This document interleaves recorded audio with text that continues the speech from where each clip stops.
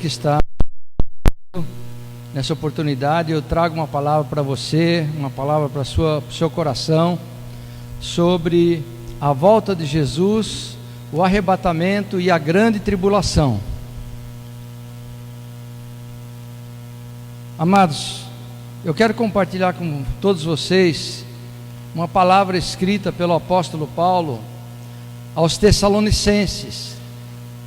Essa palavra é uma orientação aos cristãos que moravam em Tessalônica, na Ásia Menor, onde hoje fica o país da Turquia.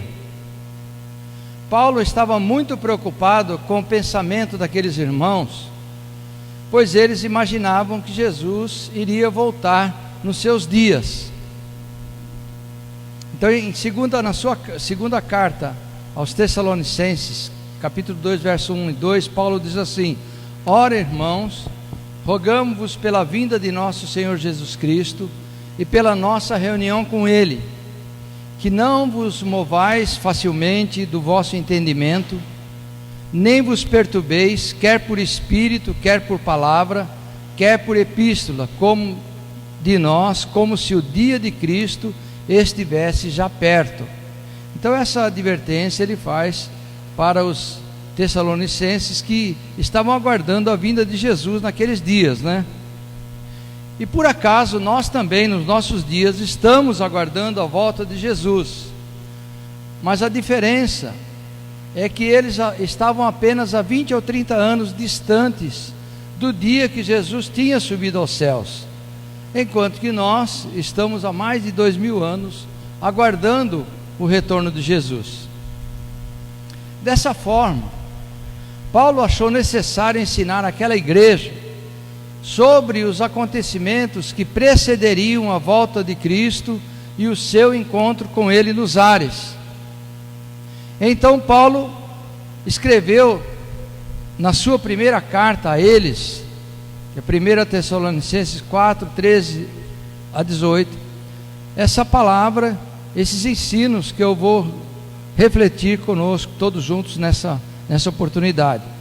Então Paulo escreve assim, 1 Tessalonicenses 4, de 13 a 18: Não quero, porém, irmãos, que sejais ignorantes acerca dos que já dormem, para que não vos entristeçais como os demais que não têm esperança. Porque se cremos que Jesus morreu e ressuscitou, assim também aos que em Jesus dormem, Deus os tornará a trazer com Ele. Dizemos-vos, pois, isto pela palavra do Senhor, que nós, os que ficarmos vivos para a vinda do Senhor, não precederemos os que dormem.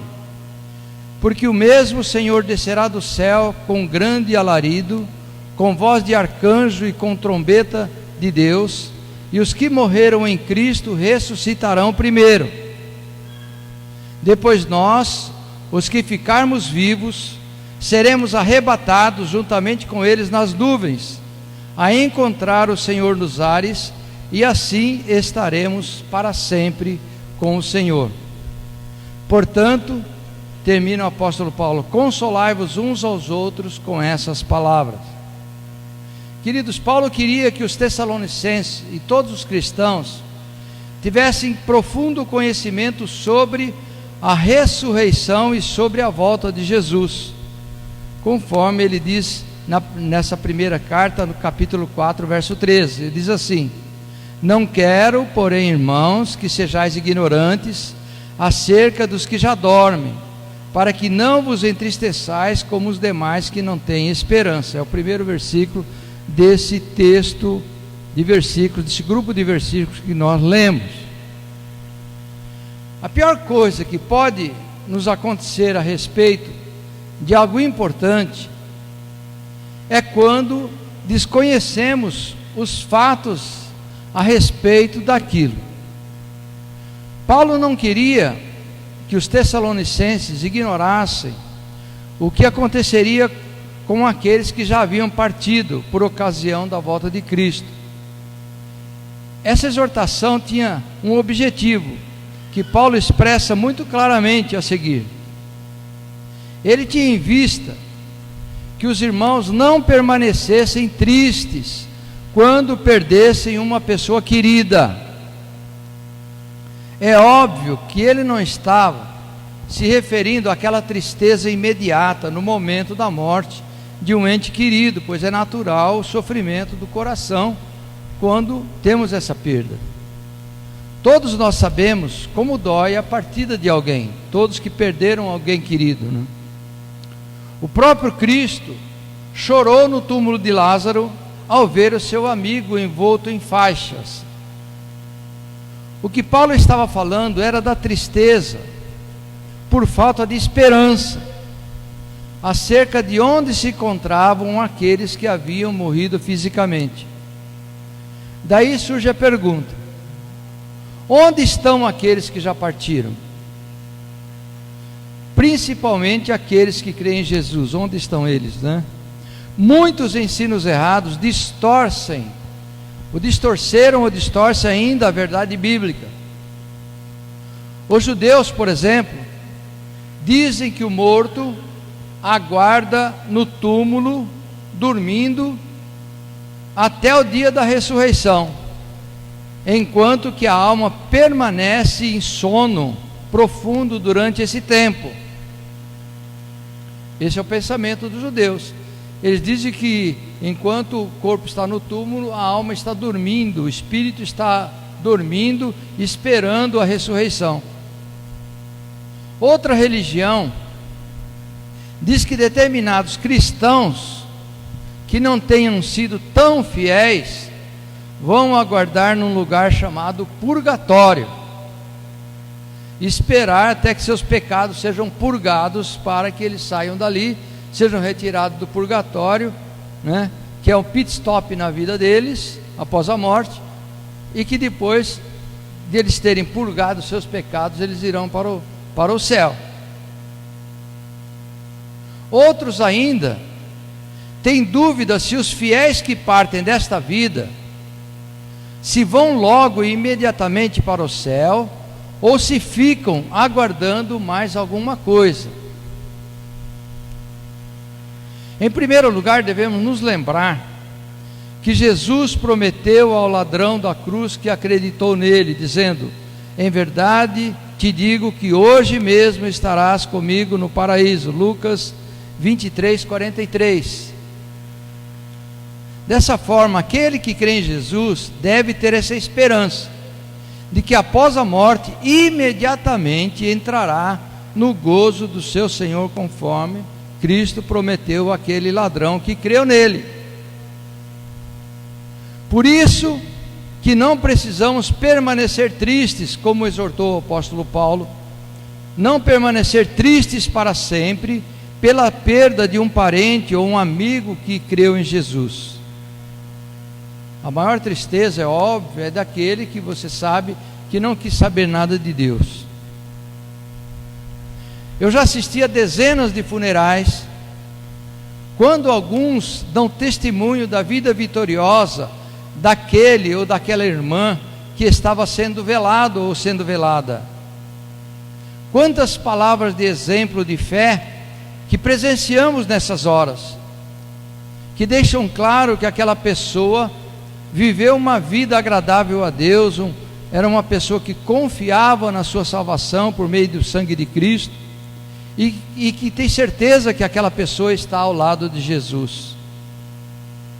Nesse sentido, o apóstolo Paulo ensina em 1 Tessalonicenses, no capítulo 5, no verso 9: porque Deus não nos destinou para a ira, mas para a aquisição da salvação por nosso Senhor Jesus Cristo. Ora, alguém que é destinado à aquisição da salvação, é óbvio que após a morte ela vai estar ao lado de Cristo. No verso seguinte, o verso 14 do texto que nós lemos no início, Paulo confessa que aqueles que partiram virão com Jesus encontrar nos ares aqueles que serão arrebatados. Paulo diz que aqueles que morreram virão nos ares encontrar com aqueles que estão vivos e que serão arrebatados.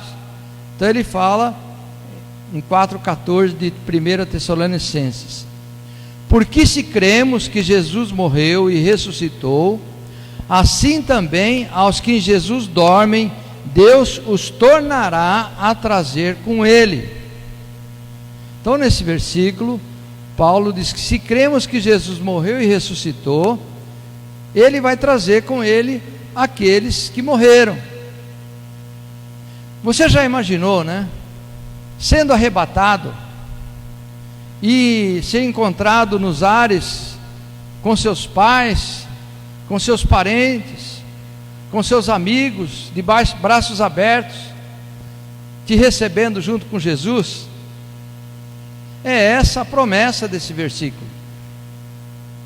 Então nessa ocasião vai se cumprir a profecia de Apocalipse 19, Apocalipse 19, verso 7, que diz o seguinte: regozijemo-nos, alegremo-nos e demos-lhe glória, porque vindas são as bodas do Cordeiro, e já a sua esposa se aprontou. Então esse será um período de comemoração que perdurará por cerca de 7 anos, né? Enquanto que na terra se desenrolará a grande tribulação, onde estarão sofrendo todos aqueles que não creram ou que não perseveraram na fé em Jesus. Durante cerca de 50 anos eu tenho servido ao meu Senhor, após ter tido uma experiência com Ele em novembro de 1970, a partir de quando eu tenho levado essa esperança aos outros, começando pelos meus queridos e saudosos pais, e também pelos meus irmãos na carne, dos quais uma está aqui presente, minha irmã Silvia. E faço isso por gratidão, para obedecer à ordem de Jesus, de pregar o Evangelho e participar das bodas do Cordeiro, que será um privilégio sem medida. As bodas do Cordeiro é a festa de casamento da igreja com o noivo Jesus, começando um evento que marcará o início de uma vida nova para a igreja, a partir de quando todos os crentes em Cristo, vivos e mortos, estarão todos juntos para sempre com o Senhor. Como nos tempos bíblicos, o pai da noiva dava um dote para a família do noivo. Nas bodas do Cordeiro, o dote é o sangue de Jesus derramado em favor da noiva, recebido pelo Criador, nosso Pai. E quem ficará fora das bodas do Cordeiro? Em Apocalipse 22, Jesus diz, nos versos 12 e 15, que ficarão de fora os cães, os feiticeiros e os que se prostituem, os homicidas, os idólatras e qualquer aquele que ama e comete a mentira. Bom, esse versículo precisa de interpretação. Os cães que ficarão de fora são os falsos mestres da palavra de Deus. No Antigo Testamento, os falsos profetas eram chamados de cães. Então ficarão de fora os cães, que são os falsos mestres da palavra de Deus, e os falsos pastores, que desviaram ou desviam ainda o rebanho da verdadeira doutrina dos apóstolos. Esses são os cães. E os feiticeiros, os que se prostituem, os homicidas e idólatras e os que cometem a mentira, são todos aqueles que rejeitaram a Cristo, que prostituíram a sua palavra, alterando e falsificando a palavra de Deus com a mentira. Lembrando também que os homicidas são aqueles que matam seus irmãos ou matam seu próximo, negando-lhes a verdade do Evangelho. Esses são os homicidas. Que a linguagem de Apocalipse, a linguagem que Cristo falava dos homicidas, é uma linguagem simbólica. Ele não está falando daquele que mata fisicamente alguém. O homicida é aquele que nega a palavra de Deus, é aquele que distorce a palavra de Deus e mente, trazendo uma palavra falsificada para o seu próximo. Os idólatras desse texto e os que cometem a mentira são aqueles que colocaram outras prioridades na sua vida, em vez de colocarem em primeiro lugar o reino de Deus. Então, os idólatras e os mentirosos são todos esses, e eles ficarão fora das bodas do Cordeiro. O Salmo 53 diz que nasceu na mentira todo aquele que é iníquo, aquele que não aceita a Deus em sua vida. Esses são mentirosos, porque mentem a respeito da salvação. Então eles não serão arrebatados por Cristo, mas permanecerão na terra para participarem da grande tribulação, que vai ser um reinado de terror, de cerca de 7 anos, debaixo da autoridade do diabo, por meio do seu representante na terra, o anticristo. Vejam agora o versículo 15 de 1 Tessalonicenses 4. Dizemos-vos, pois, isto, pela palavra do Senhor, que nós, os que ficarmos vivos para a vinda do Senhor, não precederemos os que dormem. Então Paulo está dizendo, ele está reafirmando aquilo que eu já disse antes, né? Que os que estão vivos durante o arrebatamento, eles não precederão os que dormem, ou seja, aqueles que já morreram, que na verdade já estão ressuscitados nos céus, dos quais virão de volta com Cristo para encontrar aqueles que serão arrebatados nos ares. Então o que Paulo está ensinando nesse texto é que os que já morreram em Cristo já se encontram junto do Senhor nos céus, e que pouco antes do arrebatamento dos que estão vivos na terra irão se encontrar com os mortos ressuscitados com Cristo. E no versículo seguinte, o versículo 16, ele diz: porque o mesmo Senhor descerá do céu com alarido, com voz de arcanjo e com trombeta de Deus, e os que morreram em Cristo ressuscitarão primeiro. Na verdade, a expressão ressuscitarão primeiro é uma tradução um pouco errada, porque já estão ressuscitados com Cristo lá nos céus. Então, por causa dessa palavra que no português está no futuro, dá a impressão que eles ainda não ressuscitaram. Então, os que morreram em Cristo ressuscitam primeiro, ou seja, já estão ressuscitados com Ele, né? Porque já estão com Ele nos céus. Então cabe aqui desfazer um engano muito pregado nas igrejas e nos dias de hoje, de que os corpos que se encontram nos cemitérios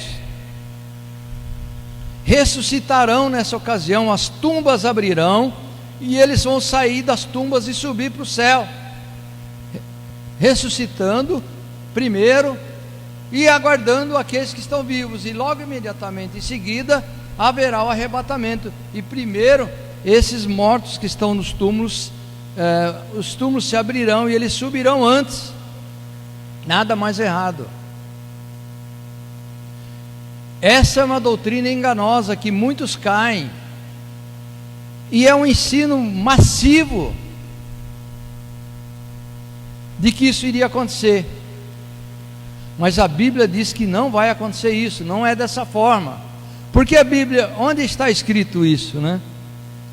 Porque os que confessam a Cristo, logo que fecham seus olhos, eles imediatamente já passam para a eternidade e ressuscitam com Cristo num corpo glorioso.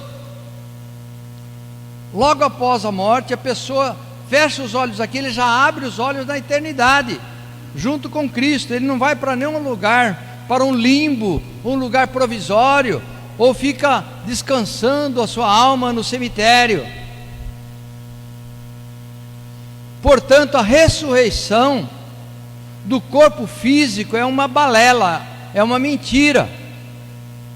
O nosso corpo físico, de carne e sangue, não vai herdar o reino dos céus. Assim como o corpo físico de Lázaro foi ressuscitado por Cristo, depois ele voltou a morrer. Lázaro voltou a morrer. Por quê? Por que o corpo físico? Então, por que o corpo físico não vai ser ressuscitado? Porque a resposta é que porque o corpo físico precisa perecer, precisa voltar ao pó da terra, conforme Eclesiastes 12:7. E o pó volte à terra como era, e o espírito volte a Deus que o deu. Então, em Eclesiastes, Salomão está dizendo: assim que uma pessoa morre, o corpo dela vai para a terra para perecer, e imediatamente o espírito volta para Deus. Olha a sensibilidade espiritual que tinha Salomão, combinando com aquilo que disse o apóstolo Paulo, que quando a pessoa morre, o espírito dela volta para Deus. Então Paulo responde em Romanos 6, versículo 6, complementando esse ensino. Romanos 6, verso 6, aqui está o principal fundamento de que o corpo físico de carne e sangue não ressuscitará. Vejam Romanos 6, verso 6. Sabendo isto, que o nosso homem velho foi com ele crucificado, para que o corpo do pecado seja desfeito, para que não sirvamos mais ao pecado. O apóstolo Paulo diz que o corpo do pecado, ou seja, o corpo físico, nascido biológico, nascimento biológico, ele precisa ser desfeito, ou seja, ele precisa morrer. Qual é o objetivo? Qual o fim do corpo físico morrer e não ressuscitar? Para que esse corpo físico não sirva mais ao pecado. E que pecado Paulo está falando? O pecado de morte, o pecado que nos conduz à morte. Qual é? O pecado herdado de Adão. É esse o pecado de morte. Quando nós nascemos, já nascemos pecadores. Por isso que a Bíblia diz que todos pecaram e estão destituídos da glória de Deus. Todos que nasceram em Adão, nasceram em pecado e morrerão em pecado, se não tomarem uma decisão de seguirem o último Adão. Então o corpo físico do homem velho tem de ser crucificado, nas palavras de Romanos. Ser crucificado é ser desfeito, é morrer. E essa crucificação do corpo físico se dá quando cremos em Cristo e na sua palavra, quando tomamos a nossa cruz e o seguimos. É nessa ocasião que há a morte, a crucificação do nosso corpo físico, conforme Cristo diz em Mateus 16, 24. Então disse Jesus aos seus discípulos: se alguém quiser vir após mim, renuncie a si mesmo, tome a si a sua cruz e me siga. Renunciar a si mesmo é renunciar aos pensamentos, renunciar aos silogismos humanos, renunciar a alcançar a salvação pelos seus próprios méritos e suas próprias forças. Pegar a cruz de Cristo é renunciar a si mesmo e é ser crucificado com Cristo. Paulo define a crucificação do corpo com Cristo sendo Cristo vivendo em nós, isto é, vivendo na carne pela fé no Filho de Deus. Vivendo na carne pela fé do Filho de Deus, ou seja, eu estou num corpo pecaminoso, eu estou num corpo que nasceu no pecado e que precisa ser desfeito com a morte física, mas esse mesmo corpo, ele vive pela fé no Filho de Deus. Gálatas 2:20, ele diz: já estou crucificado com Cristo, e vivo, não mais eu, mas Cristo vive em mim. E a vida que agora vivo na carne, a vida que eu vivo nessa terra, na carne, eu vivo pela fé no Filho de Deus, o qual me amou e se entregou a si mesmo por mim. Então, aqueles que são de Cristo crucificaram a carne com as suas paixões, conforme ele ensina em Gálatas 5:24.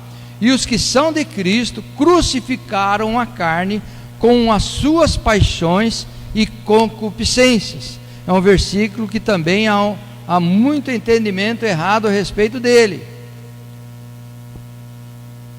Crucificar a carne com as suas paixões e concupiscências significa que não somos mais escravos do pecado, que estamos libertos com Cristo.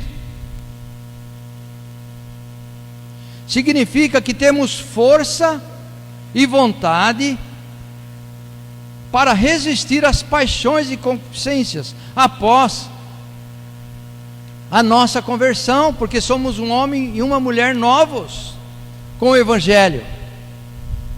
O Espírito Santo nos motiva, nos fortalece para resistirmos às paixões e concupiscências. No entanto, nós sabemos que esse corpo físico ainda força a nossa vontade.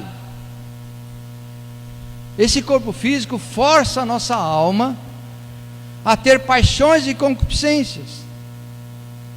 E por isso que o nosso conhecimento do Evangelho nos incita a não ceder a tais paixões e concupiscências que o nosso corpo físico nos empurra, ao mesmo tempo que o conhecimento da palavra e o fato de nós sermos um homem novo e uma mulher nova nos dá força, e pelo entendimento do Evangelho nós resistimos a essas paixões e concupiscências.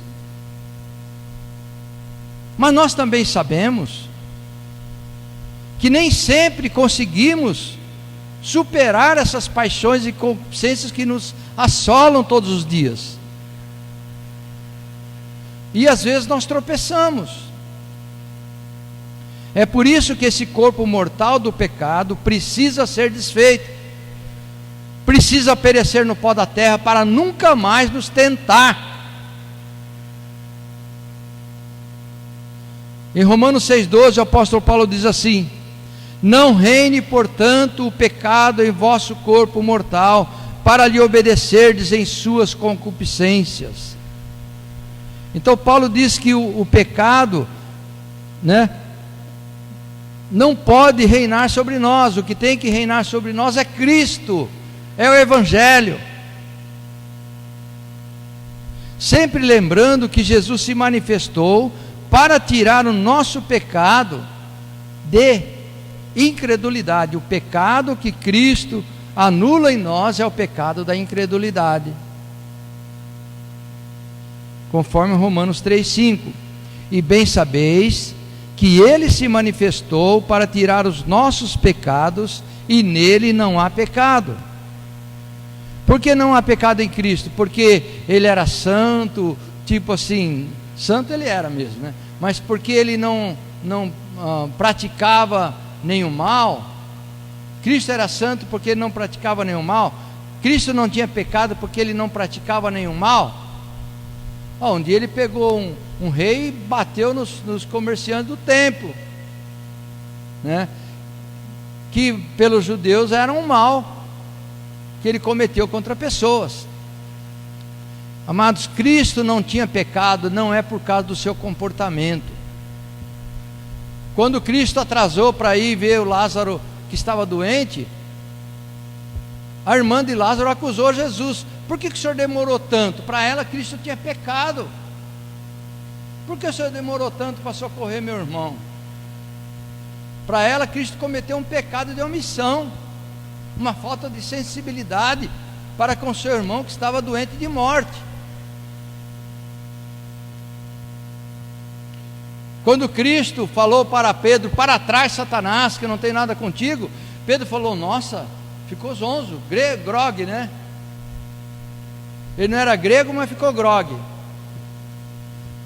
Nossa, Jesus, calma, não precisa se apavorar. Para Pedro, Cristo foi estúpido. Então, esse não ter pecado, nele não há pecado, não era um comportamento dele diante dos homens, era a sua natureza. Cristo era chamado de a semente da mulher, porque ele não era descendente de Adão. É por isso que ele não tinha pecado, porque Eva não foi considerada a pecadora. O pecador foi Adão, porque a ordem de Deus foi transmitida a Adão e não a Eva. Então a semente da mulher iria redimir o homem, porque ela não teria pecado. A semente seria Cristo, porque ele não foi gerado em pecado, o pecado do varão. É por isso que ele não tinha pecado. Não é por causa do seu comportamento diante dos homens, era por causa da sua natureza. Cristo tinha a natureza divina, enquanto que os homens tinham a natureza carnal e diabólica. E é por isso que aqueles que nascem de novo têm a sua natureza alterada, porque de natureza carnal e diabólica eles passam a pertencer à natureza divina. Então todos que são de Cristo são pertencentes à natureza divina. O único que tem a natureza divina original é Cristo. E nós recebemos a natureza divina por transferência, pela remissão do nosso pecado de morte que pesava sobre nós. Então essas paixões e concupiscências não se referem a comportamento, como mentir, roubar, matar, adulterar. Mas essas paixões e concupiscências se refere ao crer em Jesus, se refere ao coração diante de Deus. Paixões e concupiscências têm origem em nossa mente, porque nesse corpo mortal nós temos sentimentos e pensamentos negativos, porque é normal sofrermos e termos dúvidas nesse corpo mortal que possuímos. E como se resolve isso? Em 2 Coríntios 10:5, o apóstolo Paulo diz assim: destruindo os conselhos e toda a altivez que se levanta contra o conhecimento de Deus, e levando cativo todo o entendimento à obediência de Cristo. Então aquele que tem Cristo, ele não sucumbe diante das paixões e concupiscências, porque ele sabe que ele tem que levar cativo, ou seja, escravo, essas paixões e concupiscências, como uma ave, uma galinha dentro de um galinheiro, dentro de um engradado, que está presa ali. As nossas paixões e concupiscências devem estar fechadas num compartimento que nós os levamos presos, cativos ao conhecimento de Deus, por obediência à palavra do Evangelho. É isso que o texto de 2 Coríntios 10, versículo 5 está dizendo: levar cativo todo entendimento à obediência de Cristo. Ou seja, nossos sentimentos, nossas revoltas, nossas dores, nossas dúvidas devem ser levados cativos à obediência de Cristo. Dessa forma nós possuímos o fruto da perseverança, que é obedecer a Cristo e não aos nossos sentimentos e aos nossos pensamentos. Nós devemos obedecer à palavra de Deus e não aquilo que nós sentimos e nem as circunstâncias pelas quais passamos. Tem um cântico que nós falamos, né? Não é pelas circunstâncias, não, não, não, quero o teu amor. Não olha as circunstâncias, né? Não olha as circunstâncias, não, não, não. Não são as circunstâncias nem os sentimentos que são a bússola da nossa vida espiritual, pois eles têm que estar cativos à obediência de Cristo. É por isso que a nossa alma, ela não se converte. A nossa alma tem que estar presa à verdade, ela tem que estar mirrada pelo conhecimento de Deus. Então, não reinar o pecado em nosso corpo mortal, como diz Romanos 6,12, é não estarmos mais escravos do pecado e não cedermos mais às suas forças. Então, não reinar o pecado em nosso corpo mortal é não cedermos à força do pecado. Veja o que Paulo escreve em 1 Coríntios 15:56. Olha que texto.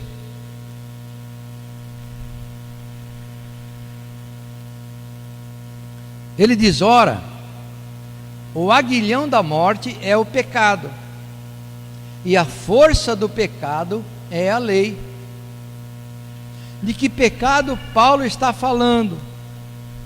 Do pecado para a morte, que é o pecado herdado de Adão, a porta larga da perdição.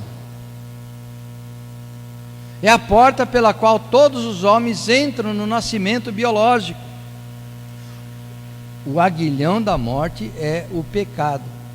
Ou seja, o pecado é como uma lança que mata.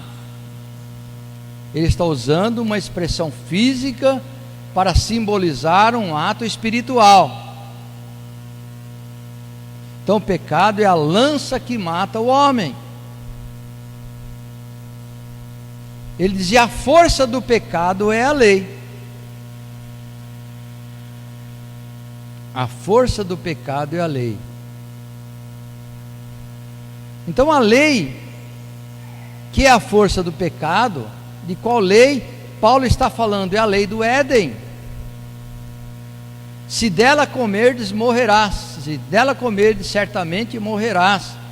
Ou seja, a desobediência de nosso primeiro pai é que causou a morte. Qual a desobediência de qual lei? A lei de que se ele comesse, se ele desobedecesse, ele morreria.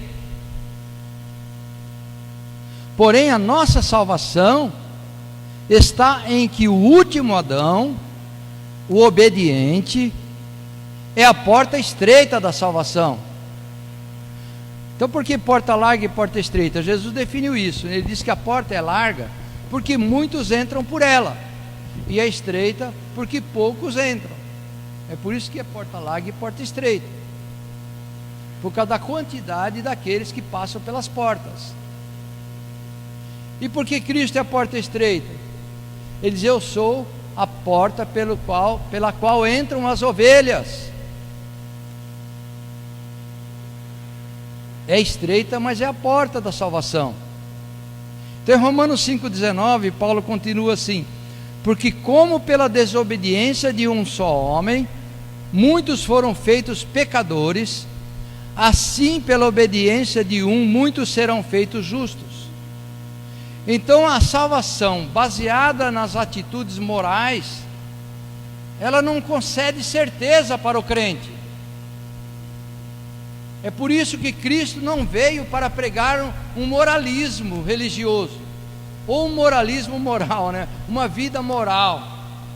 É claro que Cristo não era imoral, é claro que os crentes não são imorais, porque você praticar o bem e dar bom exemplo com boas ações é a cereja do bolo, Nós não somos bons, ou cuidamos de alguém, ou fazemos o bem para sermos salvos, mas nós o fazemos por gratidão a Deus que nos salvou. E fazer o bem, ajudar o pobre, o órfão, a viúva, não leva ninguém para o céu. É o mesmo princípio que opera no comportamento que não é moral.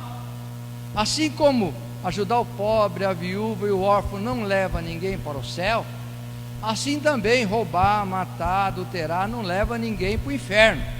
Epa, parece que eu estou dizendo uma heresia, mas é a pura verdade, porque o comportamento humano, ele não salva e também não perde. Porém, uma pessoa que mata, que rouba, que adultera, ele faz isso porque a sua mente, o seu coração já estão longe de Deus. Então o comportamento que nós chamamos de pecado também, né, não é pecado para a morte, como o apóstolo João escreveu. Há pecados que são para a morte e há pecados que não são para a morte. E o único pecado que é para a morte, como nós sabemos, é continuar no caminho de Adão, porque você está perdido. E o rejeitar a Cristo é esse pecado contra o Espírito Santo, que é o pecado da rejeição a Cristo, que em última sequência é deixar de sair do caminho da perdição, que é o caminho largo de Adão, para entrar no caminho da salvação. Então o pecado de morte tem vários nomes. E o pecado que não é para a morte, que são nossos comportamentos, o apóstolo João diz que nós devemos orar para que essa pessoa se convença de que ela está andando por um caminho errado. E João diz que é para tirar essa pessoa do caminho errado. Agora, continuando sobre o arrebatamento.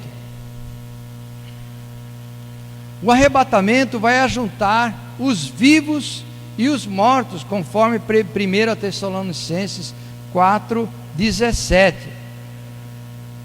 Depois nós, os que ficarmos vivos, seremos arrebatados juntamente com eles nas nuvens, a encontrar o Senhor nos ares, e assim estaremos para sempre com o Senhor. Então os mortos não estão aguardando no túmulo, mas já estão com Cristo, ressuscitados. O arrebatamento será somente dos que estão vivos, que creem em Jesus e que perseveraram na sua fé. Novamente, o corpo mortal dos vivos que serão arrebatados precisam passar por uma transformação. Por quê? Vale o mesmo princípio: carne e sangue não podem herdar o reino dos céus. Esse corpo mortal não pode ir para o céu. Por isso que Paulo fala que aqueles que não morreram, né?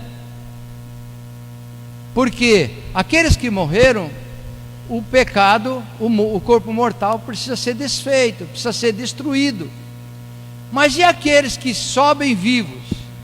Eles sobem vivos, mas não sobem com o corpo mortal, porque esse corpo, o apóstolo Paulo diz que ele precisa ser transformado, obedecendo o mesmo princípio que carne e sangue não herdam o reino dos céus. Que aquele que está no corpo mortal, ele ainda ele apesar de não ser escravo do pecado, esse corpo está ele nasceu debaixo do pecado, né?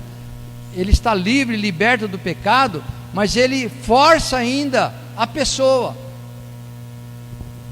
a ter paixões e concupiscências. Vejam em 1 Coríntios 15:50, Paulo diz assim: e agora digo isto, irmãos, que a carne e o sangue não podem herdar o reino de Deus, nem a corrupção herdar a incorrupção. Eu lembro para vocês que a palavra corrupção significa apodrecimento, morte da carne, tá?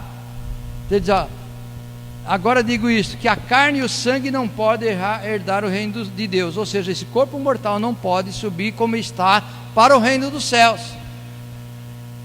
Nem a corrupção herdar a incorrupção, ou seja, nem o corpo que apodrece, ele não pode herdar a imortalidade.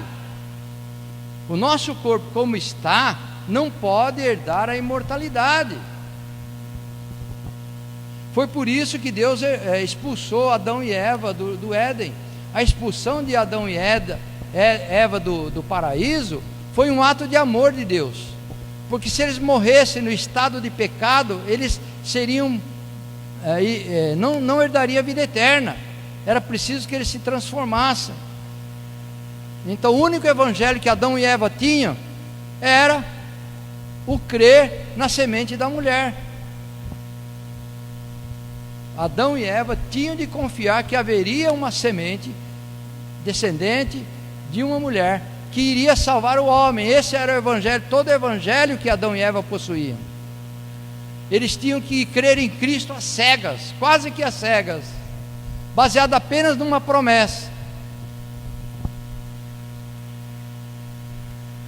Então essa transformação está descrita em 1 Coríntios 15, 52, quando Paulo diz assim: no momento, num abrir e fechar de olhos, ante a última trombeta, porque a trombeta soará, os mortos ressuscitarão, incorruptíveis, e nós seremos transformados. Então os mortos já ressuscitados estão, né? Eles estão incorruptíveis, porque já o corpo físico deles já se foi, mas eles estão com um corpo glorioso diante do seu Senhor. Mas nós, os que estamos vivos, seremos transformados. Essa transformação será de um corpo mortal para um corpo glorioso, conforme descrito em Filipenses 3:21, onde Paulo diz assim: que transformará o nosso corpo abatido para ser conforme o seu corpo glorioso, segundo o seu eficaz poder de sujeitar também a si todas as coisas. E também em 2 Tessalonicenses 1:10, quando vier para ser glorificado nos seus santos e para se fazer admirável naquele dia em todos os que creem, porquanto o nosso testemunho foi crido entre vós. Ou seja, no arrebatamento, o nosso corpo, nesse interim, ele será transformado. Nós perderemos esse corpo de carne e sangue e passaremos a ter um corpo glorioso quando o encontrarmos com Cristo, lá nos ares. Esse corpo glorioso, meus irmãos, ainda, por incrível que pareça, ele teve cumprimento, ele faz cumprimento numa profecia de Gênesis, muito conhecida, Gênesis 1:26. E disse Deus: façamos o homem à nossa imagem, conforme a nossa semelhança. Olha, um texto que muitos também não entendem. É que Gênesis 1:26, esse texto, tem dois momentos, tá? Quando Deus criou Adão, Ele o criou segundo a imagem de Cristo que haveria de vir. Então, quando Deus fez Adão, ele já tinha um protótipo. Ele tinha um propósito e tinha um protótipo, conforme está em Romanos 5,14. Olha só que coisa interessante, que Paulo veio desvendar, né? Sabe lá quando? 5.000 anos depois, 3.000 anos depois. No entanto, a morte reinou desde Adão até Moisés, até sobre aqueles que não tinham pecado, à semelhança da transgressão de Adão, o qual é a figura daquele que havia de vir. Olha só. Então Adão, o corpo físico de Adão, feito do barro, do pó da terra, lá no jardim do Éden, ele tinha um protótipo, porque Paulo diz que Adão é a figura daquele que havia de vir, porque Adão, o corpo físico de Adão é uma fotografia da imagem de Cristo. Então os olhos, o nariz, a boca, as orelhas, os membros superiores, o corpo central, os membros inferiores, eles foram formados à imagem física do Cristo que viria. É uma coisa fantástica, né? Não foi Cristo que foi formado ao corpo igual a Adão, foi Adão que foi formado fisicamente semelhante ao corpo de Cristo que viria, que haveria de vir. Eu estou falando que Cristo, então, que Adão então foi formado à imagem física de Cristo. Mas o texto de Gênesis 1:26 fala em imagem e fala em semelhança. Por isso que eu disse que há dois momentos. Vejam Romanos 6:5. Porque se fomos plantados juntamente com ele na semelhança da sua morte, também o seremos na da sua ressurreição. Então vejam que Adão foi criado à imagem de Cristo, mas não à semelhança de Cristo. Ele foi criado à imagem de Cristo, mas não segundo a sua semelhança, porque a imagem era física e a semelhança era espiritual. Veja também Lucas 6,35: Amai, pois, os vossos inimigos, fazei bem e emprestai sem nada esperardes, será grande o vosso galardão, e sereis filhos do Altíssimo, porque Ele é benigno até para com os ingratos e maus. Então, amados, aqueles que são semelhantes ao Altíssimo, são aqueles que alcançaram essa semelhança por meio da morte de Cristo na cruz. Só serão semelhantes ao Altíssimo aqueles que pertencem à igreja, aqueles que creram em Cristo como Filho de Deus, que creram em Cristo como seu Senhor, como seu Salvador, e que agora se tornaram participantes da natureza divina. E porque são participantes da natureza divina, se tornaram semelhantes a Cristo e semelhantes ao Altíssimo, uma posição que Lúcifer almejou, mas não alcançou. Lá em Ezequiel diz que ele tentou se tornar semelhante ao Altíssimo, mas não conseguiu. Então por isso que o diabo tem inveja dos crentes, porque ele sabe que os crentes se tornam semelhantes a Deus, semelhantes ao Altíssimo, uma posição que ele não conseguiu. Então quando nós somos salvos, nós atingimos essa semelhança. A semelhança do Altíssimo é reservada apenas àqueles que creem em Jesus Cristo como Senhor, e por Ele são remidos do pecado que os tornava escravos, mas agora eles são libertos para uma nova vida, são redimidos, são santificados, tornam-se santos e se tornam semelhantes a Deus. Então a semelhança a Deus só é alcançada por aquele que se torna discípulo de Cristo, porque Cristo é aquele que tem a natureza divina, e por meio dele nós alcançamos e nos tornamos participantes dessa mesma natureza, por meio da salvação. E outro ensino: a igreja não passará pela grande tribulação.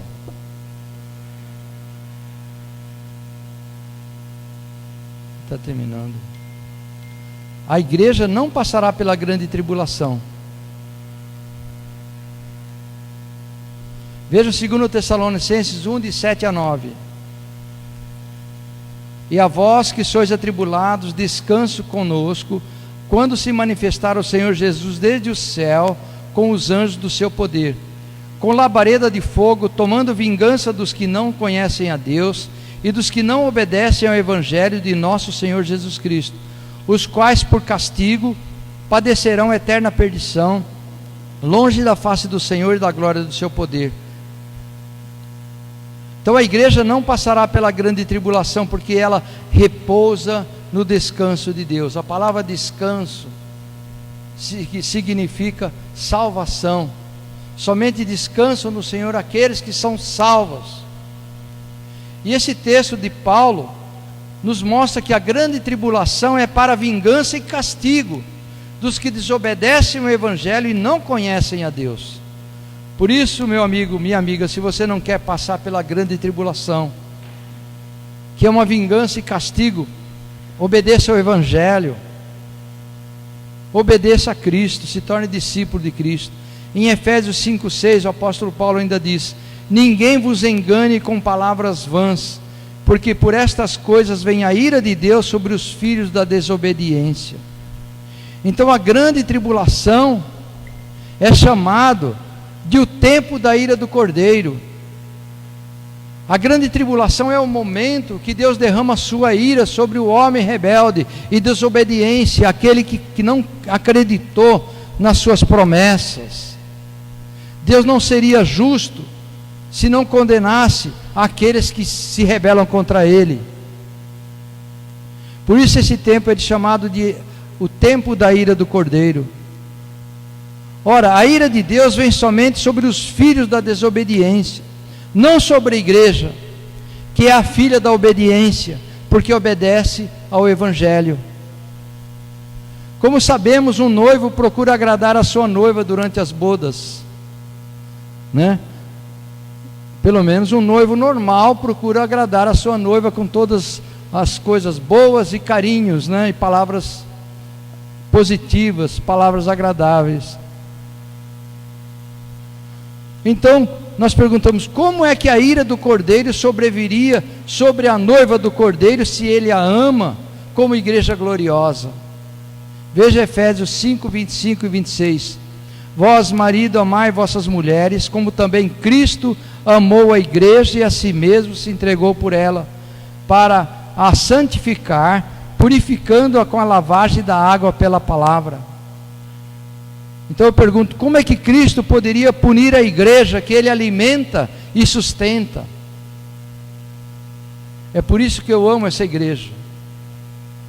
É por isso que eu divulgo a palavra de Deus, para que essa igreja aumente mais e mais e seja um canal de difusão do Evangelho, da verdade bíblica. Em Efésios 5, 29, Paulo completa: porque nunca ninguém odiou a sua própria carne, antes alimenta e sustenta, como também o Senhor o faz com a igreja. Então é por isso que a igreja não passará pelo arrebatamento, porque ela é a noiva do Cordeiro, ela não precisa não passar pela grande tribulação. Por isso que a igreja não passará pela grande tribulação, porque ela é a própria carne de Cristo, é a noiva do Cordeiro que Ele sustenta e alimenta. Ela não precisa de vingança nem de ira. E finalmente, nós devemos nos consolar com a volta de Cristo. Terminando o versículo 18 desse texto, o apóstolo Paulo escreveu em capítulo 4, 18 de 1 Tessalonicenses: portanto, consolai-vos uns aos outros com estas palavras. Então, quando nós falamos sobre a volta de Jesus, é um consolo para nossos ouvidos. Por isso que devemos sempre estar falando, exortando e edificando uns aos outros sobre a esperança da volta de Jesus. Conforme diz em 1 Tessalonicenses 5,11: por isso exortai-vos uns aos outros e edificai-vos uns aos outros, como também o fazeis. Ele termina essa carta, né, dizendo que a exortação e a edificação vem quando nós ensinamos uns aos outros e despertamos a esperança de que Cristo vai voltar e vai nos conduzir de volta para Ele.